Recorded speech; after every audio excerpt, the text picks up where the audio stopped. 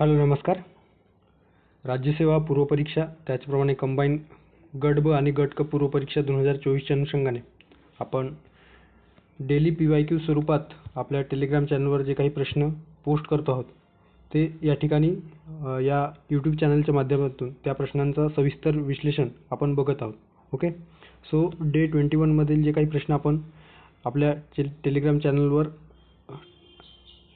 Post केलेले होते ते आपण या ठिकाणी सविस्तर बघणार आहोत. ओके, एकंदरीत चालू घडामोडी संदर्भाने आपण प्रत्येक सॅटर्डेला 15 प्रश्न आयोग ज्या पद्धतीने प्रश्न विचारतो त्या पद्धतीने आपण चालू घडामोडी संदर्भाने प्रश्न बघत आहोत. ओके, सो एकंदरीत चालू घडामोडी प्रश्नांची ही चौथी सिरीज असणार आहे. ओके, सो या ठिकाणी आपण जे प्रश्न चालू घडामोडी संदर्भात आपल्या चॅनलवर पोस्ट केले होते ते सविस्तर डिस्कस करूयात.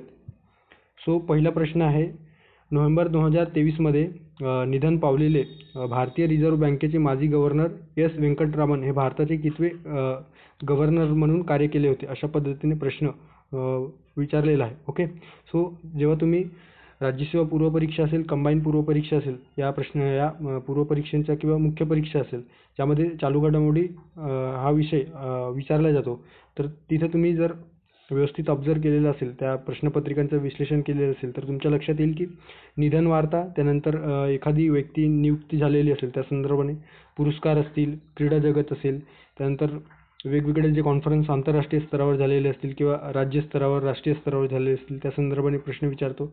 ओके, त्यानंतर सदिच्छा दूत आहेत, स्पोर्ट्स आहेत, अशा वेगवेगळ्या अँगलने आपल्याला चालू घडामोडी संदर्भाने प्रश्न विचारताना दिसून येतो आहे. ओके, सो जे पहिला प्रश्न आहे या ठिकाणी ते निधन वार्त्यावर विचारलेला आहे की एस व्यंकटरामन हे भारतीय रिझर्व्ह बँकेचे माजी गव्हर्नर होते, तर ते भारताचे कितवे गव्हर्नर होते अशा पद्धतीने. 19वे, त्यानंतर दुसरा पर्याय आहे 18वे, तिसरा आहे 15वे आणि चौथा आहे 10वे. तर व्यंकटरामन यांनी 22 डिसेंबर 1990 ते 21 डिसेंबर 1992 असे 2 वर्ष रिझर्व्ह बँकेचे गव्हर्नर म्हणून कार्य केल्याचे आपल्याला दिसून येतो. ओके, सो व्यंकटरमण हे भारतीय रिझर्व्ह बँकेचे 18वे गव्हर्नर म्हणून कार्य केलेले आहे. ओके, सो पर्याय क्रमांक दुसरा योग्य पर्याय असणार आहे. ओके, ते 92 वर्षाचे होते. त्यानंतर आहे त्यांनी अर्थसचिव या नात्याने व्यंकटरमण यांनी IMF मध्ये, ओके, इंटरनॅशनल मॉनिटरी फंड काय आहे, तुम्ही प्लेलिस्टमध्ये ज्या इकॉनॉमिक्स रिव्हिजन संदर्भाने आपण जे काही राज्यसेवा पूर्वपरीक्षेच्या दृष्टीने रिव्हिजन सिरीज आपल्या प्लेलिस्टमध्ये दिलेलं आहे, त्यामध्ये IMF वर्ल्ड बँक संदर्भाने व्हिडिओ अपलोड केलेला आहे, ते तुम्ही बघा. ओके, सो अर्थसचिव, त्या IMFचे अर्थसचिव म्हणून त्यांनी कार्य करत असताना 1992 आणि 1990-91 दरम्यान जेव्हा आर्थिक स्थिती आपल्या देशाची ढासळत होती आणि अशा वेळेस इकॉनॉमिक रिफॉर्म वगैरे आपण केलेलं होतं, तर त्याआधीची जी पार्श्वभूमी होती त्यावेळेस अर्थसचिव या नात्याने व्यंकटरमण यांनी तत्कालीन जे संचालक होते मिशेल कॅम्डेसस, ओके, यांची ओळख तत्कालीन पंतप्रधान जे होते राजीव गांधी यांच्याकडे करून देण्यात आलेले होते. ओके, 1990च्या आधी जे राजीव गांधी पंतप्रधान होते आणि विशेषतः IMFच्या कर्जासंदर्भाने, IMF कडून कर्ज मिळण्यासंदर्भाने या मंजुरी करून देण्यासाठी यांनी मोलाची भूमिका बजावल्याचे आपल्याला दिसून येतो. ओके, सो अशा पद्धतीने जो एक भारताचे कितवे गव्हर्नर म्हणून कार्य केलेले आहे, तर 18वे गव्हर्नर म्हणून यांनी कार्य केल्याचे आपल्याला दिसून येतो. पुढे जाऊयात. त्यानंतर आहे खालील योग्य विधाने ओळखा. या ठिकाणी आपल्याला योग्य पर्याय विचारलेला आहे. अ स्टेटमेंट आहे की हिरालाल समरिया यांची भारतीय मुख्य माहिती आयुक्त म्हणून निवड झाली. त्यानंतर आहे ब स्टेटमेंट आहे ते YK सिन्हा यांची जागा घेतील. त्यानंतर क आहे देशातील पहिले दलित भारतीय मुख्य माहिती आयुक्त ठरले आहेत. त्यानंतर ड स्टेटमेंट आहे ते 1985च्या तामिळनाडू कॅडरचे IAS अधिकारी आहेत. तर कुठले स्टेटमेंट योग्य आहे? ओके, वरीलपैकी सर्व अ ब क, अ ब ड आणि ब क ड. सो हिरालाल सामरिया जे आहेत ते त्यांची मुख्य माहिती आयुक्तपदी नियुक्त करण्यात आलेली आहे. 1985 बॅचचे ते तेलंगणा कॅडरचे अधिकारी IAS अधिकारी असल्याचे आपल्याला दिसून येतो. ओके, त्यांनी कामगार रोजगार मंत्रालयात सचिव रसायन आणि खते मंत्रालयात संयुक्त सचिव, ओके, जॉईंट सेक्रेटरी. तेलंगणाचे वाणिज्य कर आयुक्त म्हणून कार्य केल्याचे आपल्याला दिसून येतं. ओके. सो द स्टेटमेंट ज्या ठिकाणी आपल्याला तामिळनाडू कॅडरचे अधिकारी होते अशा पद्धतीने दिलेलं आहे ते चुकीचे असणार आहे. त्या ठिकाणी तेलंगणा पाहिजे होतं. ओके. सो अशा मायन्यूट फरकाने देखील आयोग आपल्याला प्रश्न विचारलेले आहे. तुम्ही you can see previous year question paper, then you are realize की अशा पद्धतीने देखील आयोग प्रश्न विचारतो. ओके. सो वाय.के. सिन्हा यांचा कार्यकाळ संपल्यानंतर ते पदभार स्वीकारतील. तर ब स्टेटमेंट जे दिलेलं आहे वाय.के. सिन्हा यांची जागा घेतील. सो हे ब स्टेटमेंट योग्य आहे. ओके. नंतर आहे पदभार. हे पदभार स्वीकारणारे ते दलित समाजातील पहिले व्यक्ती आहेत. ओके. सो या ठिकाणी जे काही क स्टेटमेंट दिले आहे, दलित देशातील पहिले दलित भारतीय मुख्य माहिती आयुक्त ठरले आहेत. सो हे देखील क स्टेटमेंट देखील बरोबर आहे. ओके.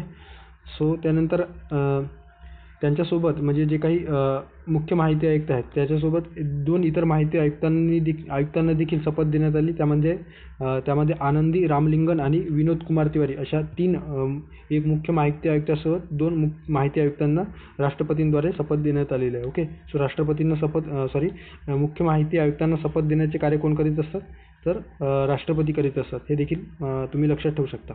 ओके. हे केंद्रीय माहिती आयोग हे वैधानिक संस्था आहेत. ओके. संवैधानिक संस्था नाही. यामध्ये ॲक्टद्वारे हे जे काही संस्था आहे ते तयार करण्यात आलेले आहे, ना की आपल्या संविधानामध्ये याच्यासाठी विशेष अमेंडमेंट किंवा कुठल्याही कलमांमध्ये याचा समावेश करण्यासंदर्भाने आपल्या राज्यघटनेत कुठेही उल्लेख केल्याचे आपल्याला दिसून येत नाही.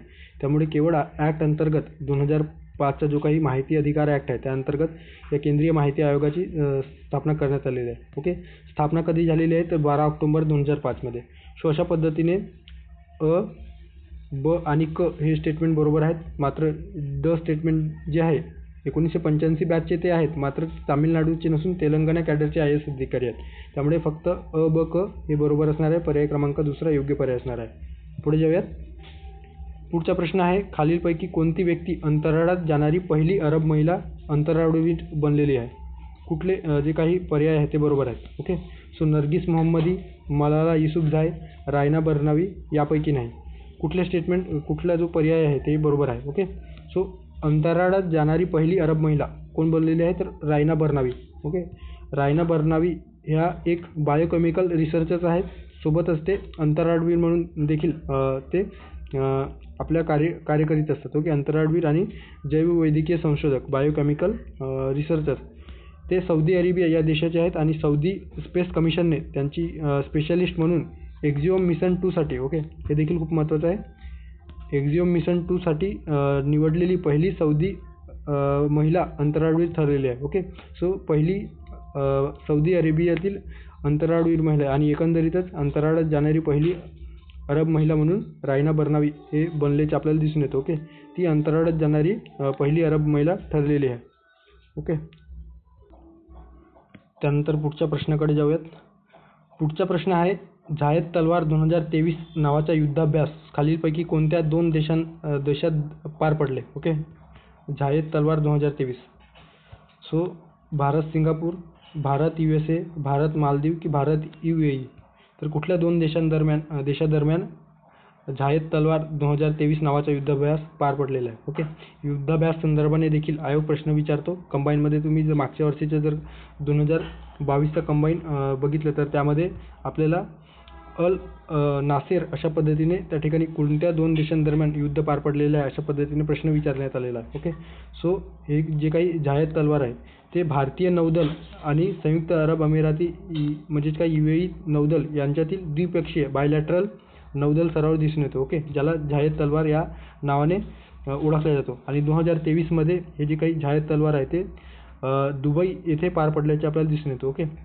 झायद तलवार हा 3 दिवसांचा सराव आयोजित करण्यात आलेला होता 8 ते 11 ऑगस्ट 2023 मध्ये. ओके. सो झायद तलवार UAE नेव्हीसोबत, भारतीय नेव्ही आणि UAE navy. Okay. So Bharat आणि UAE संयुक्त अरब अमिरात या देशांदरम्यान हे झायद तलवार नावाचे युद्धाभ्यास पार पडलेले आहे. ओके. सो पर्याय क्रमांक 4 योग्य पर्याय असणार आहे. ओके. या ठिकाणी काही जे महत्त्वाचे युद्ध सराव आहेत ते दिलेले आहेत, ज्यामध्ये सूर्यकिरण आहे इंडिया नेपाळच्या दरम्यान, त्यानंतर संप्रीती इंडिया बांगलादेश, त्यानंतर आहे हरिमाऊ शक्ती जे आहे ते हरिमाऊ शक्ती आपल्याला मलेशिया आणि भारतच्या दरम्यान दिसून येतो.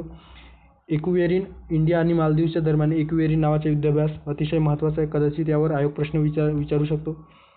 मालदीव सध्या चर्चेत होतं त्या कारणास्तव. एक्वेरिन नावाचा जो युद्धाभ्यास आहे तो इंडिया आणि मालदीवच्या दरम्यान. त्यानंतर आहे अल नागह अल नागह नावाचा जो युद्धाभ्यास आहे तो इंडिया आणि ओमानच्या दरम्यान होतो. त्यानंतर आहे नासिम अल बहर. हे जे आयोगाने प्रश्न विचारण्यात आलेला आहे, नासिम अल बहर नावाचा जो युद्धाभ्यास आहे तो आपल्याला इंडिया आणि ओमान यांच्या दरम्यान दिसून येतो. त्यानंतर आहे गरुडा शक्ती इंडिया आणि इंडोनेशिया. त्यानंतर मित्रशक्ती इंडिया आणि श्रीलंका दरम्यान आपल्याला दिसून येतो. आणि मैत्री जो आहे तो मैत्री इंडिया आणि थायलंडच्या दरम्यान. सो अशा पद्धतीने वेगवेगळे युद्धाभ्यास या ठिकाणी आपण बघू शकता. युद्धाभ्यास नावाचा जो युद्ध सराव आहे तर इंडिया आणि युनायटेड स्टेट्सच्या दरम्यान दिसून येतो. सो युनायटेड स्टेट आणि इंडिया यांच्या दरम्यान युद्धाभ्यास या ठिकाणी चार्ट दिलेला आहे, तुम्ही नंतर वाचू शकता. पुढे जाऊयात. मार्च 2023 मध्ये WHOने कोणत्या 2 देशांना मलेरिया मुक्त देश म्हणून जाहीर केलेला अशा पद्धतीने प्रश्न विचारलेला आहे. सो पहिला जो पर्याय आहे अझरबैजान आणि ताजिकिस्तान. दुसरा पर्याय आहे अझरबैजान आणि तुर्कमेनिस्तान. तिसरा आहे रोमानिया आणि ताजिकिस्तान. त्यानंतर चौथा पर्याय आहे अफगाणिस्तान आणि ताजिकिस्तान. तर सो कुठले पर्याय बरोबर आहे. सो जे काही मार्च 2023 मध्ये WHOने 29 मार्च 2023ला अझरबैजान आणि ताजिकिस्तानला मलेरिया मुक्त घोषित केलेलं आहे. या ठिकाणी मार्च 2023 मध्ये स्पेसिफिक दिलेलं आहे, त्यामुळे पर्याय क्रमांक पहिला अझरबैजान आणि ताजिकिस्तान हे योग्य पर्याय असणार आहे. WHO द्वारे ग्लोबल मलेरिया प्रोग्राम राबविला जातो आहे, ज्याला GMP. यामध्ये मलेरियावर नियंत्रण आणि निर्मूलनासाठी एक समन्वय साधण्यासाठी जे काही प्रोग्राम आहे ते लॉन्च केलेलं आहे. सो याद्वारे 2021 मध्ये 2015 मध्ये जागतिक आरोग्य सभेने आणि 2021 मध्ये अद्ययावत केलेल्या मलेरिया जागतिक तांत्रिक धोरण यानुसार 2016 ते 30च्या दरम्यान जे काही आपण शाश्वत विकासाची ध्येय ठरवलेले आहे. त्यामध्ये जे काही आरोग्य संदर्भात जे ध्येय आहे त्याच्यात मलेरिया निर्मूलन 2030 पर्यंत करण्यासंदर्भाने हे देखील आपण ध्येय ठरवलेलं आहे. सो मलेरिया निर्मूलनासंदर्भाने WHOने 2030 पर्यंत जगातून मलेरिया इरॅडिकेट करण्यासाठी एक प्रकारचे GMP प्रोग्राम सुरू केलेला आहे.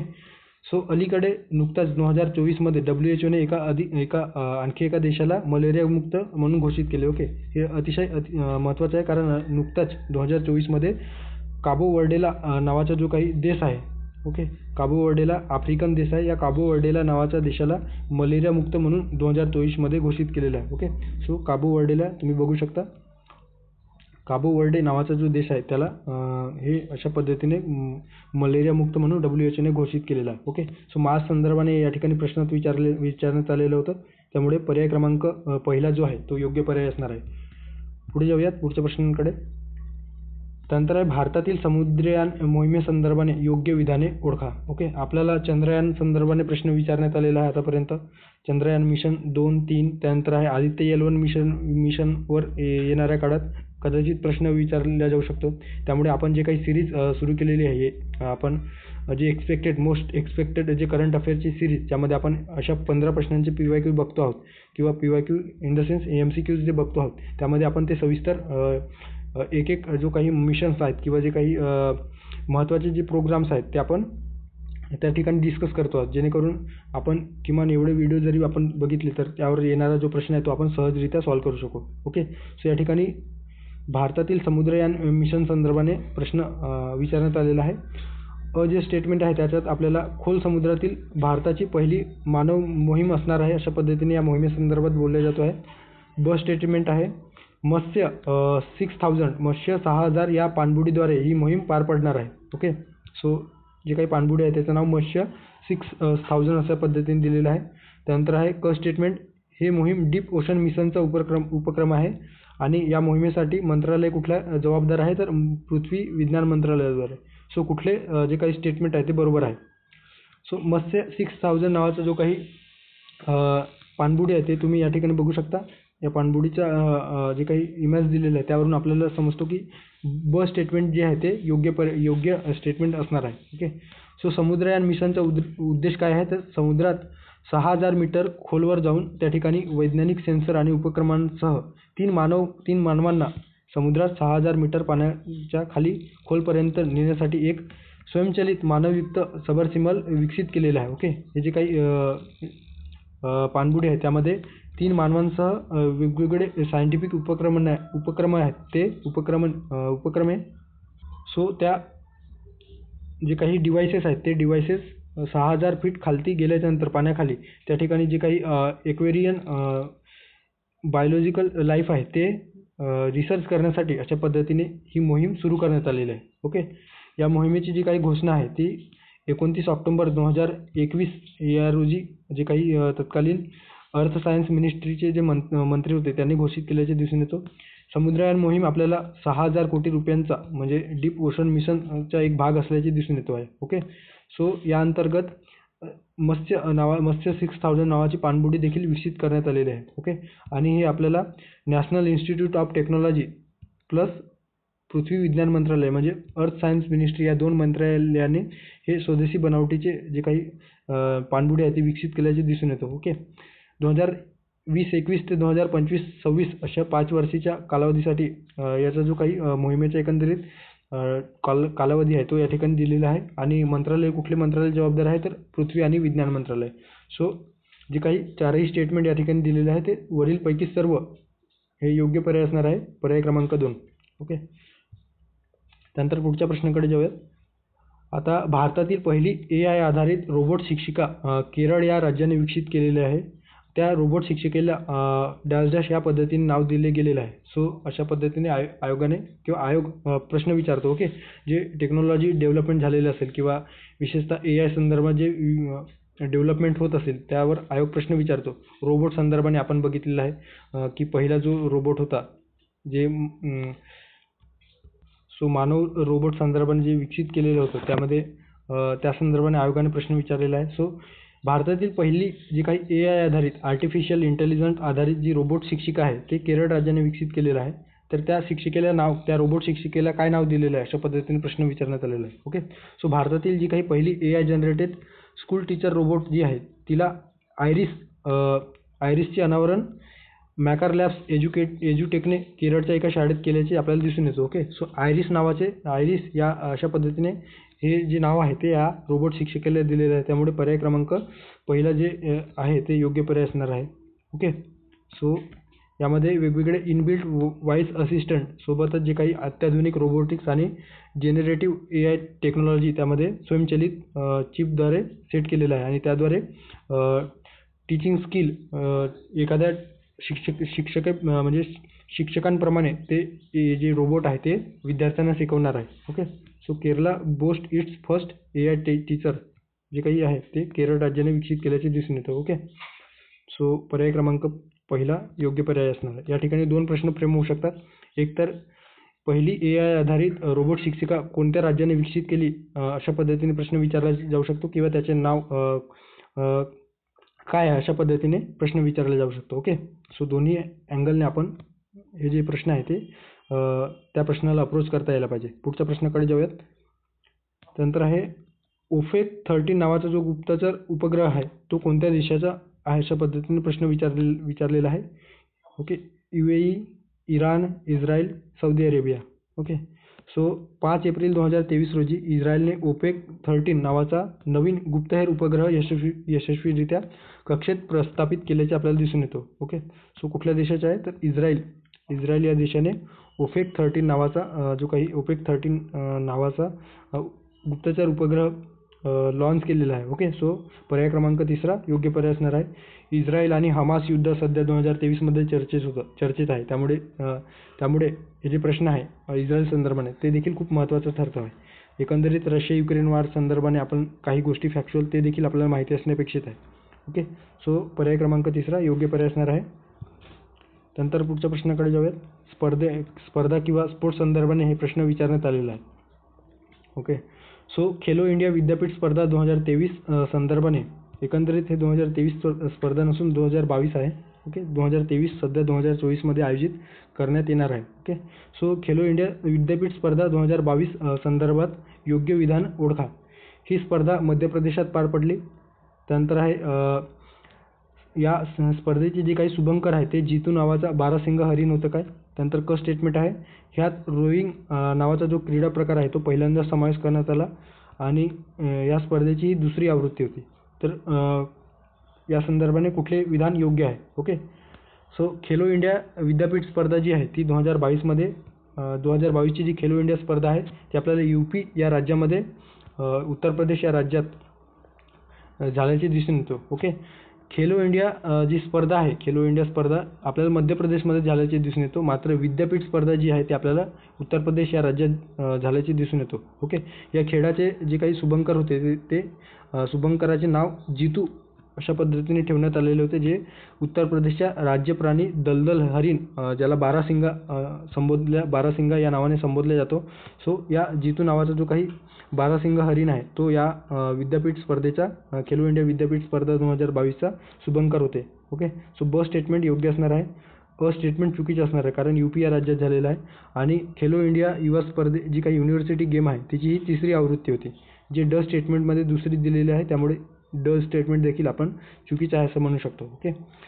आता या क्रीडा स्पर्धेत 200हून अधिक विद्यापीठांमधील 4750 हून अधिक जे काही खेळाडू आहेत ते 21 क्रीडा प्रकारांमध्ये सहभागी झाल्याचे आपल्याला दिसून येतात. रोईंग क्रीडा प्रकारचा नव्यानं समावेश या क्रीडा स्पर्धेत करण्यात आलेला होता. ओके. सो क स्टेटमेंट जे आहे, रोईंग क्रीडा प्रकार पहिल्यांदा समावेश करण्यात आलेला होता काय, तर बरोबर आहे. सो त्यामुळे ब आणि क योग्य पर्याय आहे. पर्याय क्रमांक पहिला योग्य पर्याय असणार आहे. ओके. सो ही स्पर्धा उत्तर प्रदेशमध्ये आयोजित करण्यात आलेली होती. या स्पर्धेचा जो काही शुभंकर आहे तो जितू नावाचा बारासिंगा हरिण होता.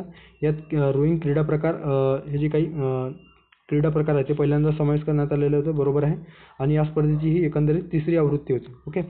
सो अशा पद्धतीने जे ब आणि क योग्य पर्याय असणार आहे. आता या स्पर्धेमध्ये सर्वाधिक जे काही पदक विजेते आहेत ते कुठल्या युनिव्हर्सिटीने सर्वाधिक पदक प्राप्त केलेले आहे, तर Punjab university Chandigarh. Okay.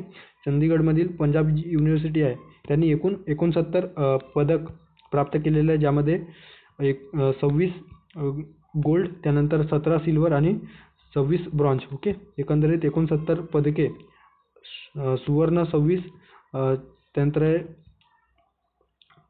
Silver 17 आणि ब्रॉन्झ 26 अशा पद्धतीने 69 पदके प्राप्त करून पंजाब युनिव्हर्सिटी पहिल्या क्रमांकावर राहिल्याचे आपल्याला दिसून येतो. ओके. त्यानंतर पुढच्या प्रश्नाकडे जाऊयात. या ठिकाणी पलक सिंग ही खेळाडू कोणत्या क्रीडा प्रकाराशी संबंधित आहेत अशा पद्धतीने प्रश्न विचारण्यात आला आहे.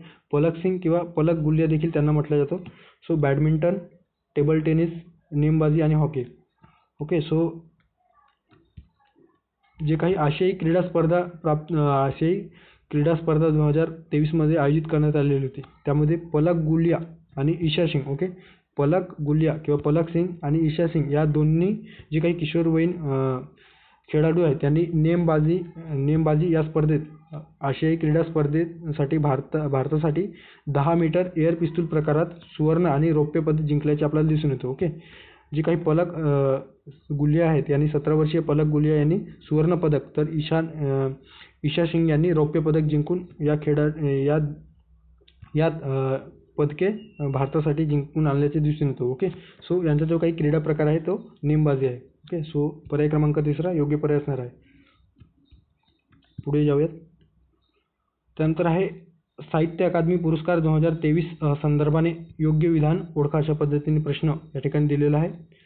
हा पुरस्कार 23 भाषेतील साहित्यासाठी दिला जातो का. त्यानंतर आहे यंदा मराठी भाषेसाठी कृष्णात खोत यांच्या रिंगण या कविता संग्रहाला हा पुरस्कार जाहीर झालेला आहे. त्यानंतर आहे इंग्रजी भाषेसाठी नीलम शरण गौर यांना जाहीर झाले आहे का. आणि ड स्टेटमेंट आहे, या स्पर्धेची जी काही सुरुवात आहे ती 1954मध्ये झाल्याची आपल्याला दिसून येतो. सो कुठले स्टेटमेंट बरोबर आहेत. ओके. सो जे काही पहिले जे स्टेटमेंट आहे हा पुरस्कार 23 भाषेसाठी दिला जातो.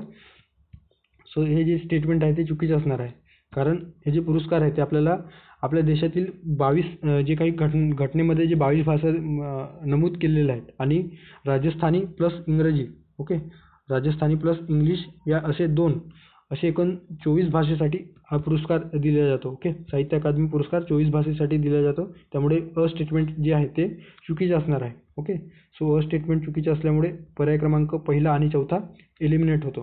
त्यानंतर ब स्टेटमेंट जे दिलेलं आहे त्यामध्ये यंदा मराठी भाषेसाठी कृष्णात खोत जे मराठी साहित्यिक आहेत यांच्या रिंगाण या कविता संग्रहाला हा पुरस्कार जाहीर झालेला आहे.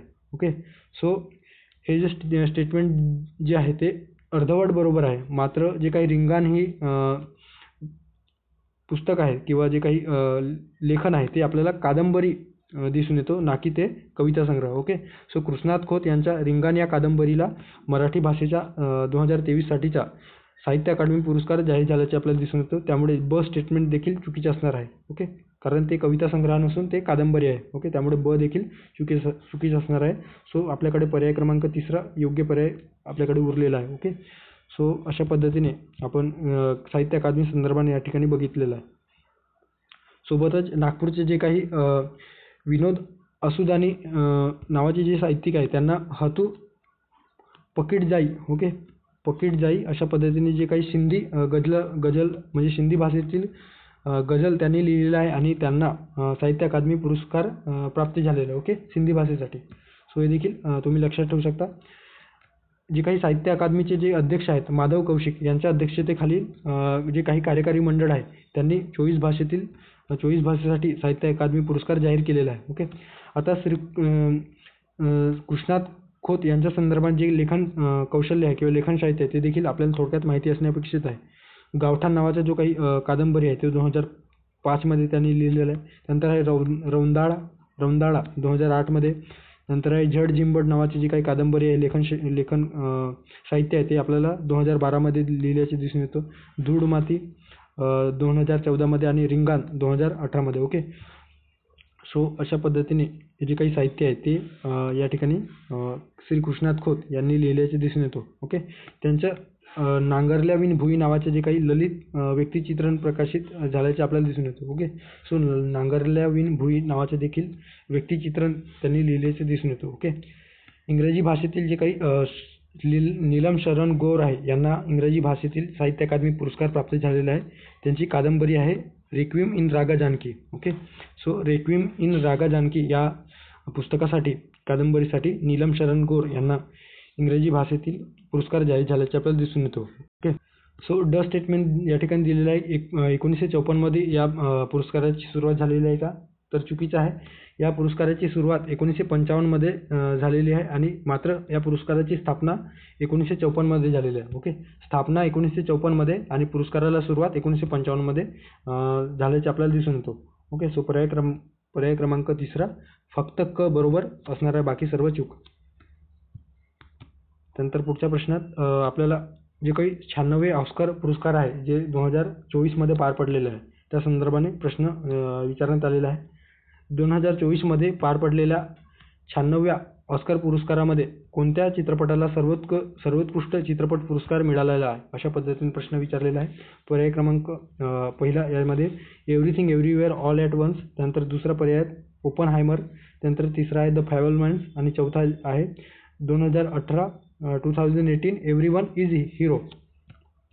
ओके, सो कुठल्या चित्रपटाला सर्वाधिक किंवा सर्वोत्कृष्ट चित्रपटाचा पुरस्कार ऑस्कर अवॉर्ड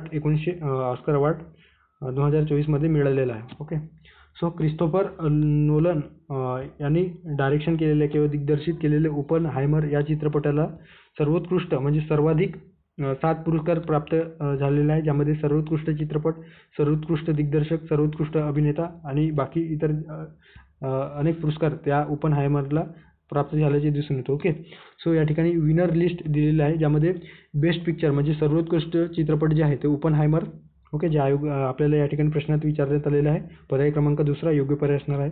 त्यानंतर सर्वोत्कृष्ट दिग्दर्शक जे आहे डायरेक्शन ते क्रिस्टोफर नोलन ज्यांनी हे ओपनहायमर हे चित्रपट डायरेक्शन केलेलं आहे. ओके, डायरेक्ट केलेलं आहे. त्यानंतर सर्वोत्कृष्ट अभिनेता किलियन मर्फी, सर्वोत्कृष्ट अभिनेत्री एमा स्टोन. अशा पद्धतीने हे जे काही महत्त्वाचे जे विनर्स आहेत ते या ठिकाणी दिलेले आहेत ते तुम्ही बाय हार्ट करू शकता, कारण ऑस्कर जे अवॉर्ड आहे ते खूप महत्त्वाचं आहे, यावर आयोग प्रश्न विचारतो आहे. ओके. सो सर्वोत्कृष्ट दिग्दर्शक, सर्वोत्कृष्ट चित्रपट, अभिनेता अभिनेत्री, त्यानंतर आहे मूळ पटकथा, anatomy of a call. Okay. त्यानंतर आहे बेस्ट साऊंडसाठी the zone of interest, best animated short film war is over, John और योको संगीत से प्रेरित म्हणते. Okay. So war is over नावाचं जे काही चित्रपट आहे त्याला बेस्ट एनिमेटेड शॉर्ट फिल्म म्हणून या ऑस्कर अवॉर्डमध्ये best animated short film award देण्यात आलेला आहे. ओके. सो अशा पद्धतीने दुसरा जे पर्याय आहे सर्वोत्कृष्ट चित्रपट ओपनहायमर. त्यानंतर आहे 13वा जो प्रश्न आहे त्यामध्ये मुख्यमंत्री श्रमिक कल्याण योजना कोणत्या राज्याची योजना आहे, अशा पद्धतीने प्रश्न दिलेला आहे. आसाम, मेघालय, सिक्कीम, अरुणाचल प्रदेश. ओके. सो कुठले जे पर्याय आहे ते योग्य आहे. सो मुख्यमंत्री श्रमिक कल्याण योजना आपल्याला दिसून येते अरुणाचल प्रदेशची जी काही योजना आहे.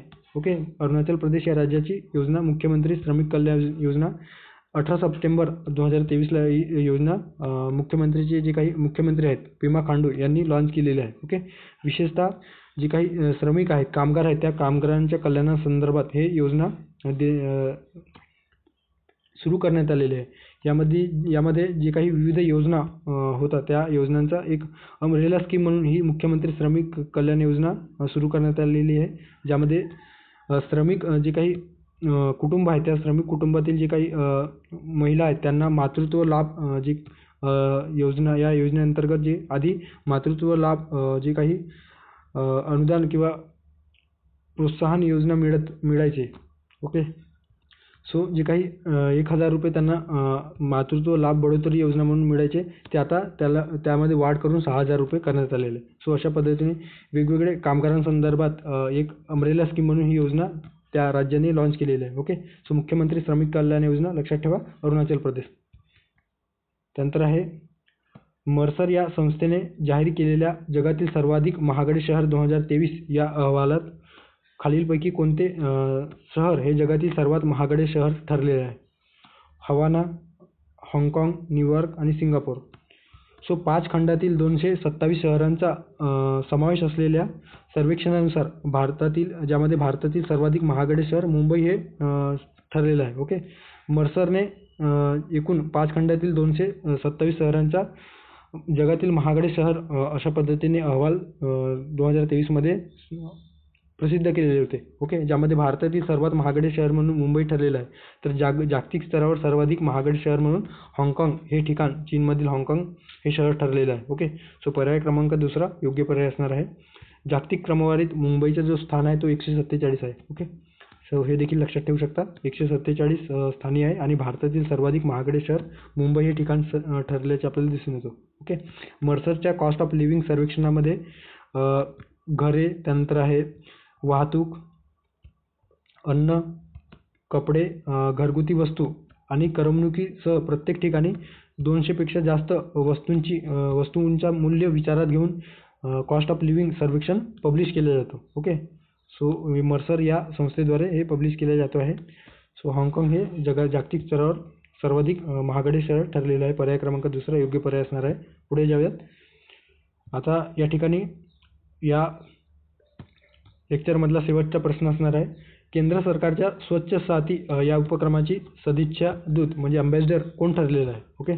जे काही स्वच्छ भारत मिशन अंतर्गत विद्यार्थ्यांना स्वच्छतेसंदर्भाने प्रेरित करण्यासाठी त्यांच्यामध्ये एक स्वच्छतेसंदर्भात परिसर आपला स्वच्छ असायला पाहिजे आणि स्वच्छतेच्या संदर्भात एक दृष्टिकोन विकसित करण्यासाठी स्वच्छ साथी नावाचा उपक्रम सुरू करण्यात आलेला आहे. ओके. सो या स्वच्छ साथी नावाच्या कार्यक्रमासाठी दिया मिर्झाची दिया मिर्झा बॉलिवूड अभिनेत्री आहे, या अभिनेत्रीची अँबॅसिडर म्हणून नियुक्ती केल्याचे आपल्याला दिसून येतो. ओके. सो दिया मिर्झा योग्य पर्याय असणार आहे. पर्याय क्रमांक 4 बॉलिवूड अभिनेत्री दिया मिर्झाची स्वच्छ भारत मिशनचे जे काही यूथ बेस्ड ओके तरुणांना या स्वच्छ भारत मिशन अंतर्गत एक स्टुडंट इंटर्नशिप प्रोग्राम स्वच्छ साथी या नावाने लॉन्च केलेले आहे. ओके. सो अशा पद्धतीने या स्वच्छ साथी उपक्रमाची सदिच्छा दूत कोण ठरलेली आहे तर दिया मिर्झा. सो या पद्धतीने आपण जे 15 प्रश्न आहेत आयोग ज्या पद्धतीने चालू घडामोडीवर प्रश्न विचारतो त्या पद्धतीने आपण या ठिकाणी 15 प्रश्न डिस्कस केलेले आहे. एकंदरीतच हे चालू घडामोडी संदर्भाने चौथा भाग आपण या ठिकाणी डिस्कस केलेला आहे. ओके. Most expected question. आपण जे प्रश्न या ठिकाणी डिस्कस केले आहेत ते प्रश्न आपण क्विज फॉर्ममध्ये आपल्या टेलिग्राम चॅनलवर जी काही बॅच आपण लॉन्च केलेली आहे आणि हे जे काही व्हिडिओ आहे त्याची एकंदरीत PDF आपण त्या ठिकाणी अपलोड करतो आहोत. तुम्हाला त्या संदर्भात जर माहिती पाहिजे असेल तर या ठिकाणी टेलिग्राम चॅनलवर त्याविषयी सविस्तर माहिती दिलेली आहे. ते तुम्ही रीच करू शकता. सध्या होळीनिमित्त 60% डिस्काउंट सुरू आहे. ओके. सो थांबूया त्या ठिकाणी. भेटूया पुढच्या एका नवीन व्हिडिओमध्ये. धन्यवाद. Thank you. Have a good day.